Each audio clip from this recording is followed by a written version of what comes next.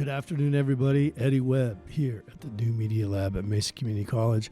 It is our pleasure to have with us today Dr. Lori Berquam, our current president and absolute amazing leader who has brought a fresh energy to Mesa Community College, determined to meet the priorities of student success and a healthy learning environment. I believe the word that is associated with Dr. Berquam's work is intelligence and kindness.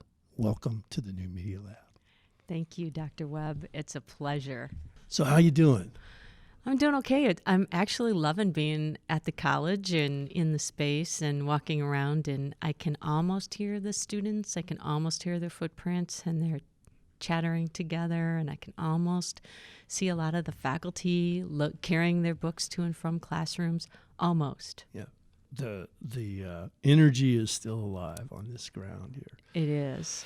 I want everybody to know that the New Media Lab has gone above and beyond to make sure that this is a COVID-safe learning environment. We are social distancing. We work with our facilities folks to hook us up with some plexiglass, and we've wiped everything down. We have our masks. We'll put them on when we get a bit closer together. So we have we're here for the purpose of have a discussion with our president, and we pulled up some questions, and we would like to start with the premise that many institutions across the country in higher learning, the COVID-19 pandemic has required face-to-face classes to convert to online learning. This is a enormous challenge, and state by state, how universities and colleges are responding to this pandemic has been critical in many ways to the health and life of our community.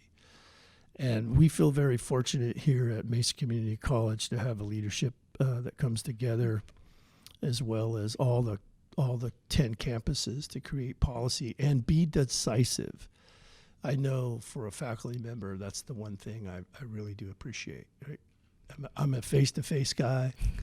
I can teach online, I learned, and I can do all of that, but I just need to know, right? And to know where we're going to settle in. And I think you all did an exceptional job. So thank you. Our first question for our president. What kind of challenges have students faced specifically with access to online environments and resources, and how has MCC helped these students? Thank you for that question, Dr. Webb. And let me say that you're welcome, first of all, in terms of how we have tried to manage COVID-19 as a college and as a district. And it is a collective effort. And decisiveness, I think, is really helpful for faculty and for staff, and doing so with the safety of our staff, faculty, and students in mind is certainly and has been paramount. The transition to online, first of all, let's just go back to March, if we could rewind for a few months, and it happened pretty much like out of the blue. And we could have seen it coming if we'd have really been paying attention. I mean, looking at what was happening in Italy, looking what had happened in China. Learning from that is probably something we could look back on now, have hindsight 2020. It's so funny, isn't that it's year 2020? Yeah. But that maybe we could have done a little bit better in our preparations. That said, we moved to the virtual or remote environment pretty quickly. And I think that transition for our students was pretty abrupt. And I think that for many of our students, just as I would say is true for me, is I value the face-to-face. I value the, getting to know your energy, getting to know what really makes you a passionate faculty member, a passionate instructor, because that incites some passion in me. So I think the transition was tough. I think which is true across the nation here in the United States. We have students who have, and we have many students who have not or have less. And so juggling to try to figure out, okay, how do we provide some of those resources, whether it is access to Wi-Fi, whether it is access to a device. You're aware we distributed a couple hundred laptops to our students. We distributed some hotspots. We distributed and continue to support some students who need Wi-Fi access, so providing them some additional resources financially to be able to upgrade their phone to a hotspot. But many of our students relied on the college for their computer access, or they did, used a lot on their phone. But a phone and actually taking a class is not exactly user-friendly, right? It's not the ideal or optimal environment. So we did some of that juggling pretty quickly and made it through. And I would say we hobbled through the end of the semester. I don't think by any stretch of the imagination we could look back and go like, wow, we knocked that one out of the park. But I think we did the best we could with what we had at the time. And the summer, we tried to pick up some pieces, tried to put some other things in place. Our CTS team, our college technology team, did a great job of readying some of our classrooms to be more technology friendly and to be able to provide some live online resources for faculty to be able to teach from the classroom, which has been helpful. We've also provided laptop loaner services, Wi-Fi hotspots, and we have just in the next building the computer access and the Wi-Fi access. Does that meet the need? Clearly our enrollment is down about 15%, so we're missing something. And I mean, candidly, I think so much of what our students want is they want that access to a faculty member. They don't want to have to do it via email or the remote environment. They want to sit in a classroom and feel your passion.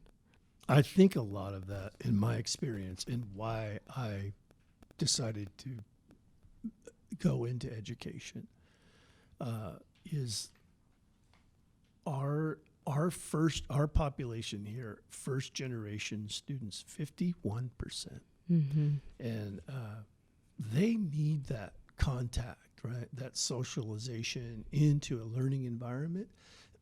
And if you couple that with a low income, right, needs that a lot of our students have just by virtue of the economy in Mesa, it's such a thrill to see them get their hands on you know what I mean?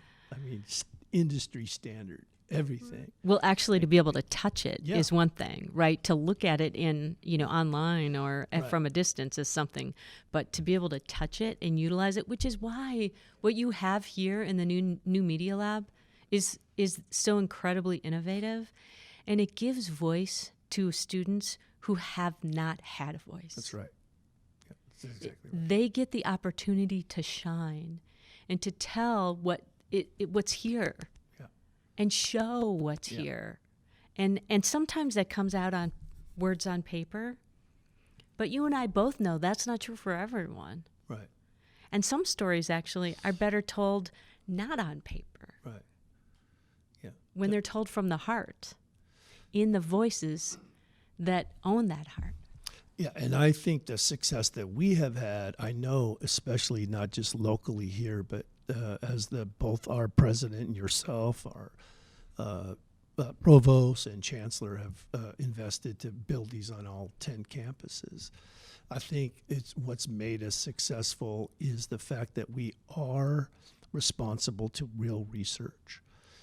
We do the video part, we do the visual audio part, but it is all, the foundation of that is solid scholarship. And this is what I tell the students that come here, the first generation, 18, 19-year-old. I want them to see themselves as emerging scholars. And my job is to teach them what that is, right? So if you're a first generation, all of this is new in many, many ways. And so it's that balance between, both sides of the brain, or creativity and, science. And all of those things merge here because what you started off with was speaking about Italy, right? Mm-hmm. We're sitting in Mesa, And this is something indigenous people have always talked about, right? This interconnectedness of everything. And so that philosophy here was built around a framework of indigenous thought. Because it's just a natural thing.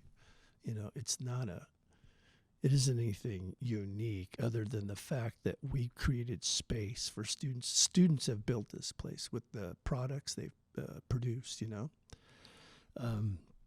Yeah, so we love this place, and we hopefully we look forward in the future to have this room full of students again soon.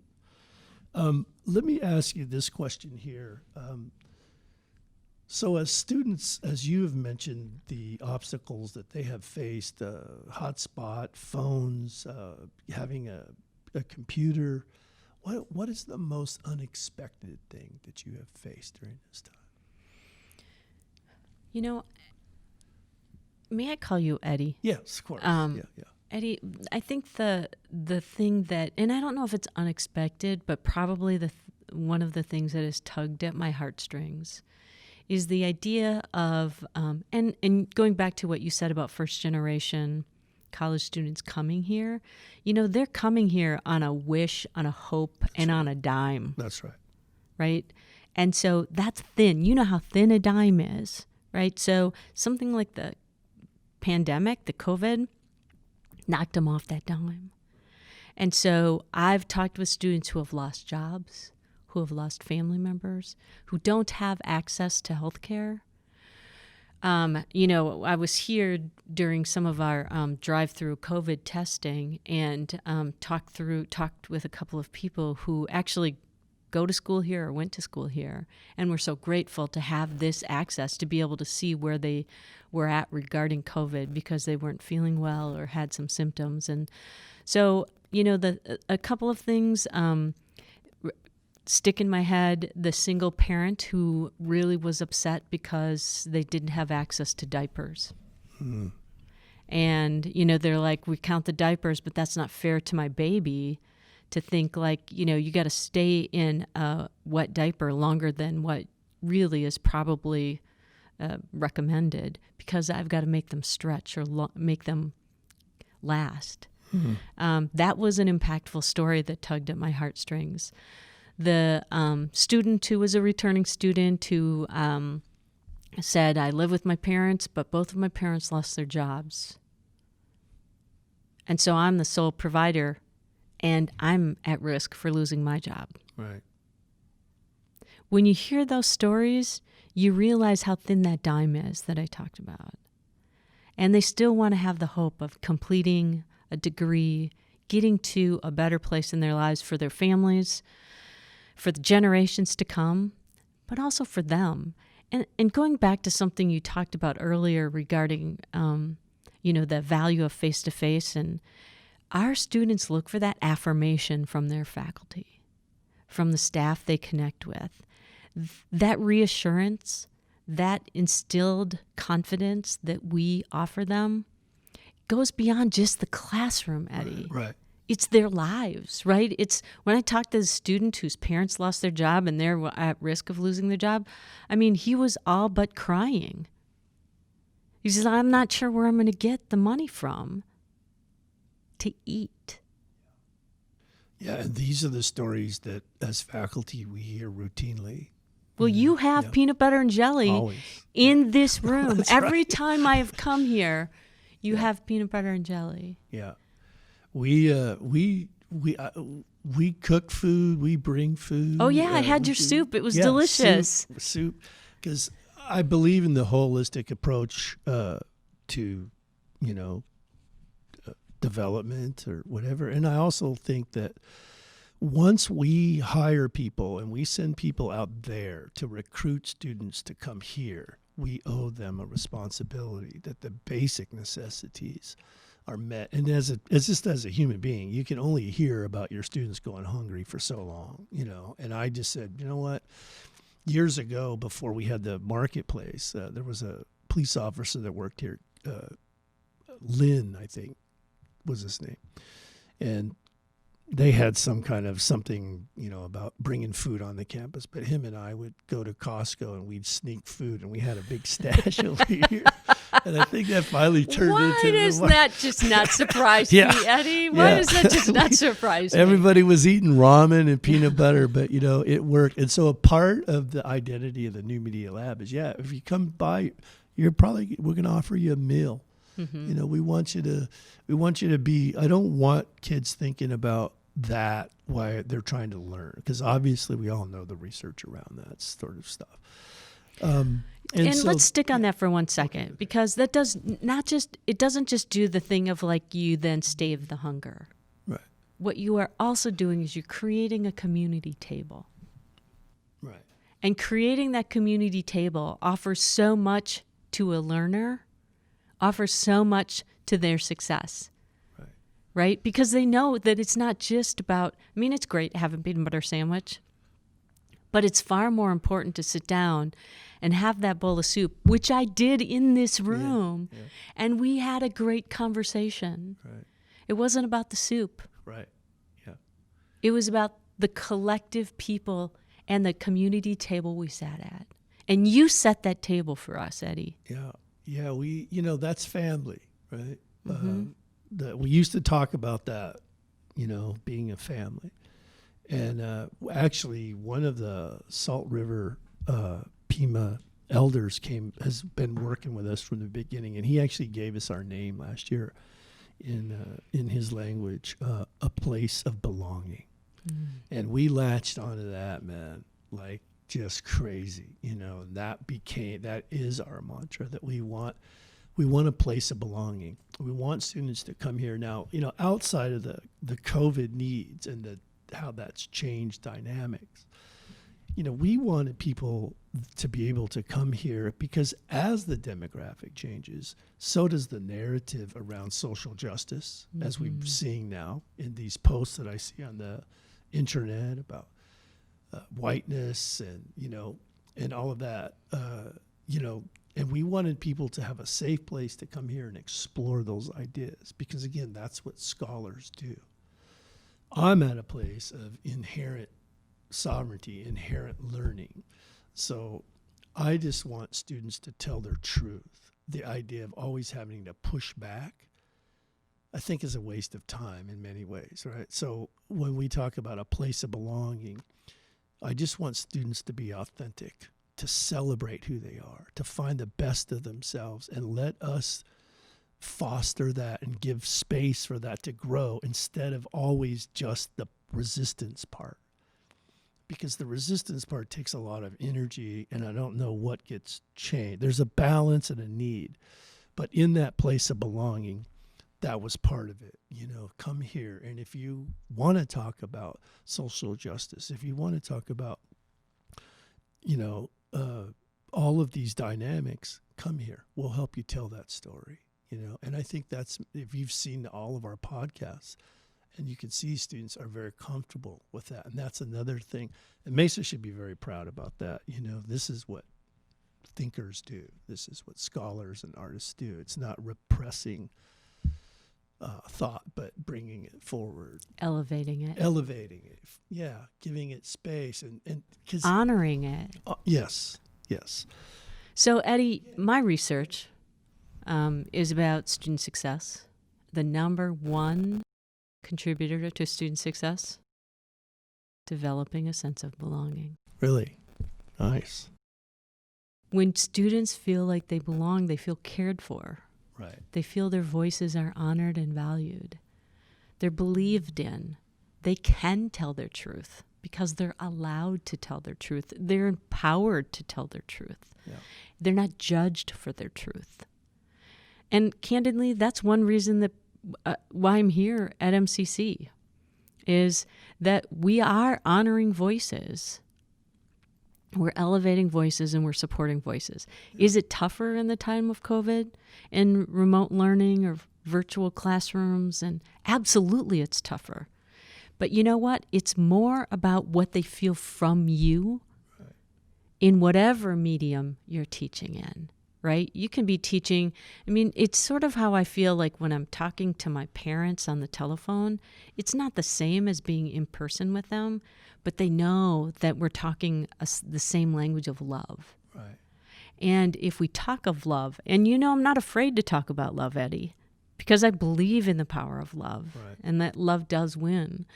That's what our faculty members are doing, is cultivating that sense of love, of belonging, of care, of compassion, of empathy. And once you do that, what you're doing is you're cultivating, you're taking a little bird and you're giving it space to spread its wings, to eventually soar and leave here and go do good things in the world. That's right. And maybe come back here, but go and do good things in the world, because we need more of that. Yeah, I agree. I say this all the time. That's the heart of a teacher. I've never met a bad teacher. Every teacher I know, and especially the crew I work with in the English department, man, they love their students. They will defend them to the end, and it's just an amazing, amazing thing. Let me ask one last. let me ask one last Did question. I get us off track here? Yeah, I'm sorry. That's all right. How have, from your vantage point, from where you're sitting, how have you seen the amazing work that faculty and students have done, to come together to make sure that, we keep it going at the high level? You must have some great stories. Oh my gosh, I have some. I can't hardly stay in my seat. So I think one of the things that comes to my mind, first of all, and then I'll give an example, but is our faculty are learning at the same time our students are learning. Yeah. Right? It had to happen in like high gear. So imagine shifting into fifth gear, and you're going up a hill, and it's like, I still got to keep the pedal to the metal, to, probably a bad movie quote, but, and our faculty have not let up. That's right. We have, science faculty in life sciences who created lab kits so that our students could do lab experiences at home. Come on, isn't that phenomenal? Yeah. Absolutely. We've got dance faculty, and I just spoke to a dance faculty member who is beside herself about, the performances that they're going to do in November and how she is coordinating this with all of the students and doing it all virtually. These are cool things. Yeah. This is really cool stuff. And it's igniting probably in some of our faculty this whole sense of wow, I didn't know I could do that. Right. Yes. Right. That's right. And so when you talk about instilling confidence and you're trying something new, it's always a little bit awkward. It's Right. always a little, right? You get a little judgmental, even of yourself. Oh, I could have done that better. I could have, Yeah. There's always all of that. But the joys I have heard, and certainly there's been some hiccups, right? And you got to learn from the hiccups too, Yeah. right? You get online and it's like suddenly somebody's child is running through, or somebody's new kitten is in the background, or somebody's, whatever it is. Yeah. This is life. That's right. This is life, and it's a huge privilege. And that's something that I've heard from our faculty, that it's a huge privilege to be invited into a student's home. All right. And that's not what you don't often do that when they're sitting in a classroom. You don't know much about them. Right. And having just talked with some students yesterday, when students said, I was kind of embarrassed. I used to put up a sheet behind me because I don't live in a very nice place. Mm. And so I would hide it. But one of her faculty said, you know what? We're in this together. Wherever you are is okay with me. Yeah. Yeah, it's another set of conversations I've had with students. Like, you're coming into my home and I'm coming into your home, and let's have a little bit of ground rules around that. We had some discussion, and it brings that community together. I love that you had the discussion and that you actually named it. Oh yeah, because naming it takes away so much of the fear. Right. Yeah. And the COVID has pushed technology in the learning environment, just jump-started it like 3 to 5 years ahead. Because when we started this, it was like, no, getting faculty to incorporate some video and audio into the curriculum was like, it was tough. And we used How are you keeping up? That's my question. Yeah, well, I'm reimagining a few things. you know. Mm-hmm. But yeah, we're moving forward. But but I would get a kick out of it because when I was giving talks around the the colleges, my lecture was called "Modernizing the Written Word," right? And now I've changed that to normalizing, because I get a real kick out of the people who kind of push back a little bit, who are now making YouTube videos. You know what I mean? I get a kick out of that. Like, oh yeah, I remember when, how's that working for you? yeah. Our students need this skill too, because that's the world they're going to be living in. So I think I want, I one day this should be a normal thing. And I know we have, have a in the future when we come back, as you've told me before, we need to take advantage of what we have learned. Hey everybody, Eddie Webb. We are here in the New Media Lab with our president, Lori, and we're going to take a quick break. And when we come back, we're going to talk about some of the financial challenges that students have faced and how MCC is supporting those challenges. See you in a minute.